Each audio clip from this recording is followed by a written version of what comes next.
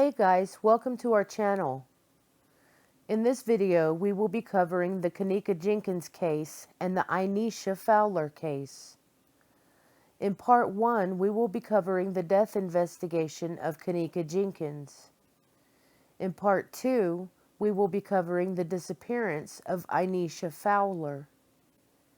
In part 3, I will be discussing the theories and stories that people believe happened. This is what we found online. Part 1.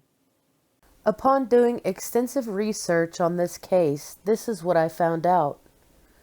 According to ChicagoTribune.com, this is Kanika's timeline of events pertaining to that night. September 8th, 11:30 p.m. Kenneka Jenkins leaves her West Side home in her mother's car with friends. At first they plan to go to a movie, but instead decide to head to the Crown Plaza Chicago O'Hare Hotel and Conference Center in Rosemont to attend another friend's birthday party. On the way to the hotel, they stop to pick up a Bluetooth speaker, a bottle of Hennessy cognac, some energy drinks, and some marijuana, the friends later told police. September 9th, 1:13 a.m. Jenkins enters the hotel with 3 other females. September 9th, approximately 1:30 a.m. Jenkins sends a text message to her sister, according to police reports. The family says that's the last time they hear from her directly. September 9th, 1:36 a.m. A Facebook Live video appears to show the party in a 9th floor hotel room. The video, now viewed by millions, features a woman in mirrored sunglasses talking to the camera. Reflected in her glasses is the other side of the hotel room, where Jenkins appears to be sitting. September 9th, 2:17 a.m. Jenkins posts a Snapchat video that appears to show her in a hotel bathroom, according to what her sister told police. Friends say there were about 30 people at the party and that Jenkins spent the time talking with friends, drinking and dancing. September 9th, around 3 a.m. As friends prepare to leave the party, Jenkins realizes she's missing some belongings, including her phone. She stands in the hallway by the 9th floor elevator while her friends go back to the room to look for her belongings, according to a police report. A friend said it took about 10 or 15 minutes. When they returned to the hallway, Jenkins was gone. September 9th, 3:25 to 3:32 a.m.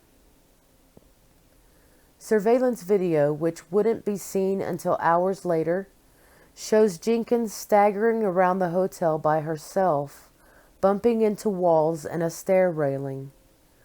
She lurches through an empty kitchen, disappears around a corner, is never seen alive again.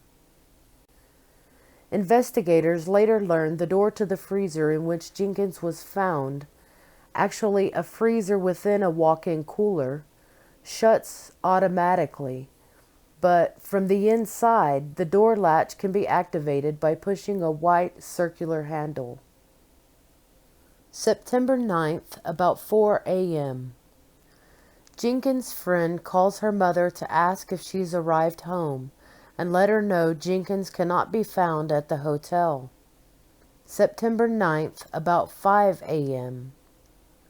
Jenkins' friends returned to her mother's home with her mother's car, according to a police report. Friends tell the family they lost Jenkins at the hotel and left after searching for her. September 9th, about 7:15 a.m. Jenkins' mother, Teresa Martin, calls Rosemont police from the parking lot. By now, she and other relatives and friends have been at the hotel for at least an hour, seeking answers about Jenkins.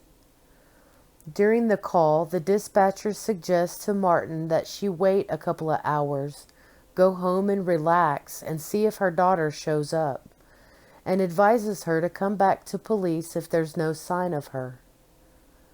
Martin expresses her concerns that her daughter has been drinking. She also asks why her daughter would leave her cell phone behind if she's okay. September 10th, 12:23 a.m. A hotel worker walks through the empty kitchen, goes into the corner where the freezer is located, just outside of the camera's view, and then summons a police officer, according to surveillance video. Jenkins is discovered in a cooler inside a freezer, lying on her side with her face down. One of her shoes is off. A paramedic finds no cardiac activity and says her body is frozen. September 10th, 12:48 a.m. Jenkins is pronounced dead. September 10th, about 1:15 a.m. Police bring Jenkins' mother, who is at the hotel with about 20 of Jenkins' friends and relatives, into a conference room to inform her that Jenkins has been found dead. September 10th, 4:52 a.m. Jenkins' covered body is removed from the freezer on a stretcher. She is wheeled into the empty kitchen, where a worker places a blanket over her and removes the covering from her head and face. September 10th, 5:07 a.m. Jenkins' mother and sister, escorted by officials, enter the kitchen to identify the body. Kenneka Jenkins was found inside the freezer on September 10th after she disappeared from a room at the Crown Plaza in suburban Rosemont.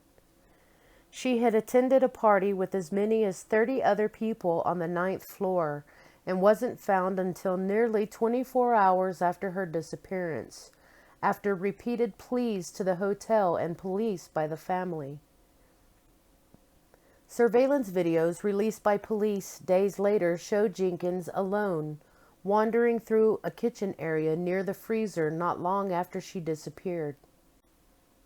The Cook County Medical Examiner's Office has determined that Kenneka Jenkins' death at a Rosemont hotel was an accident. She died of hypothermia from exposure to cold in a walk-in freezer, it said. Alcohol intoxication and the use of a drug for treating epilepsy and migraines were significant contributing factors, the police said.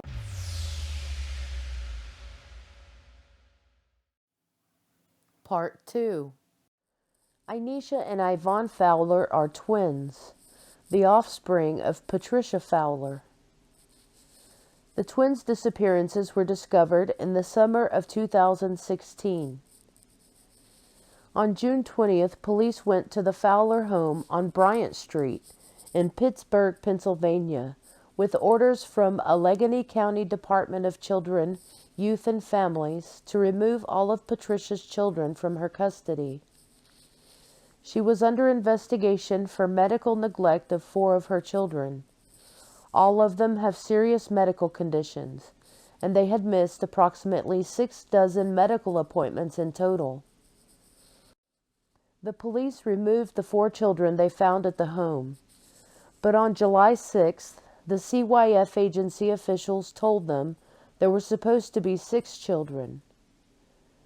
Both police and CYF were unable to find either Ivon or Inisha, who would have been 17 years old by this time.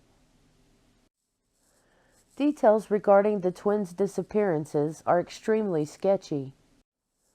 In an interview with WTAE, a Pittsburgh television station, Patricia stated a Cheryl Willis, a friend of the family, had stepped in and helped and taken them, initially to North Carolina about 10 years back.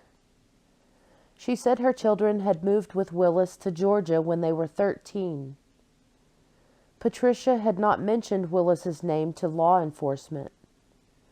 She told WTAE she is learning disabled, and became confused during the interrogation, but maintained, "I didn't sell my kids and they're not missing."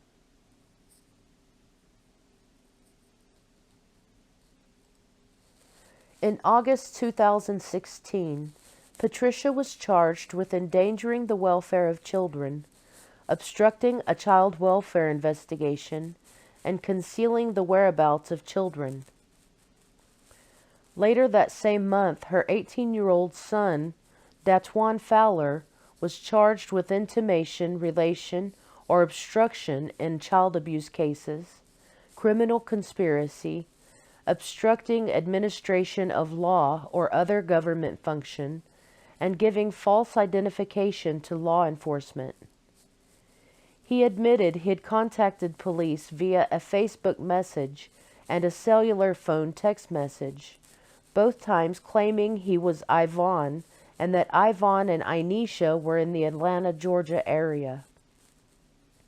He told investigators he sent the messages so they would stop bothering him and his mother with questions about the twins' whereabouts. Part 3. Inisha Fowler and Kenneka Jenkins, the similarities and theories. Kenneka Jenkins was reported missing September 9th and found September 10th, 2017. Inisha Fowler's date reported missing September 11th, 2016, although it also says 2006 online.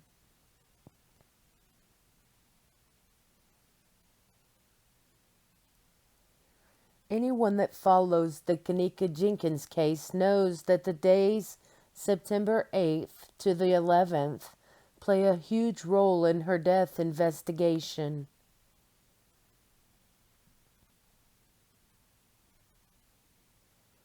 Although Inisha Fowler had been missing for years already, it wasn't until September of 2016 that she was officially reported missing. There was only one photo ever taken of her, which was her baby photo.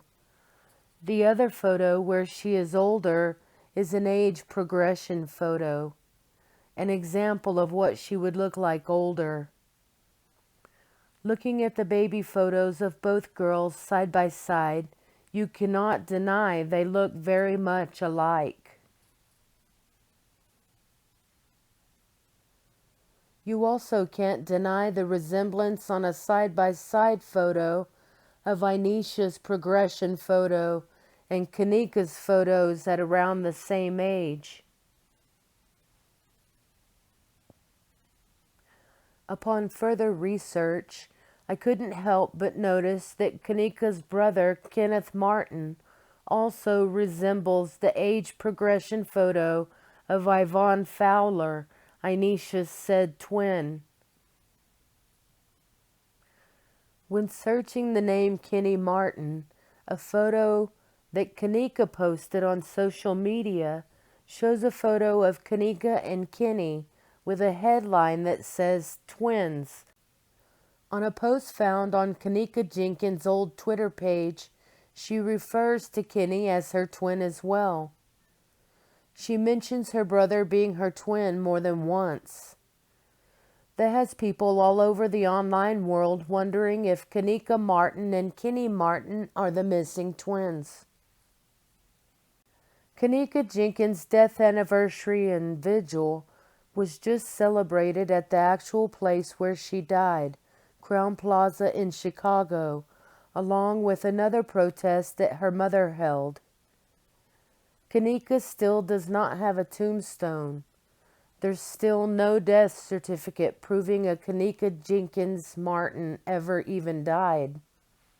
With that being said, it's no wonder people are going crazy trying to find out what really happened to Kanika, if that is indeed her real name, or if she's indeed Inisha Fowler, the missing twin.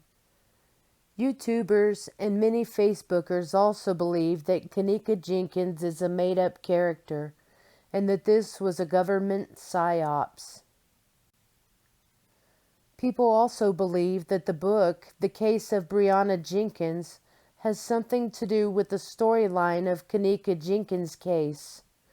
We took it upon ourselves to research that as well. The author of the book was Ken Was Here. Upon searching for Kenny Martin, we stumbled upon his old Twitter account, and his username is also Ken Was Here.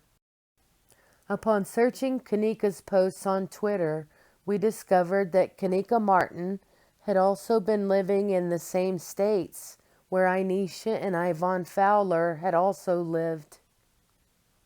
What all this has to do with each other is the question many people are still trying to figure out. Kenneka Jenkins' case files are being updated almost daily on the Rosemont Police Department website. It has people wondering why case files are still being updated if Kenneka's death was ruled an accidental death caused by hypothermia. The case has been closed. Why is it being updated or modified? Is what people are asking. If Inisha Fowler went missing 10 years ago, why did they file a missing persons report just this last year? Inisha Fowler's mother said she sold them to a close friend. It has everyone wondering if that said friend was or is Teresa Martin, Kenneka Jenkins' known mom. These two cases are unsolved mysteries, and we may just never know what really happened to them.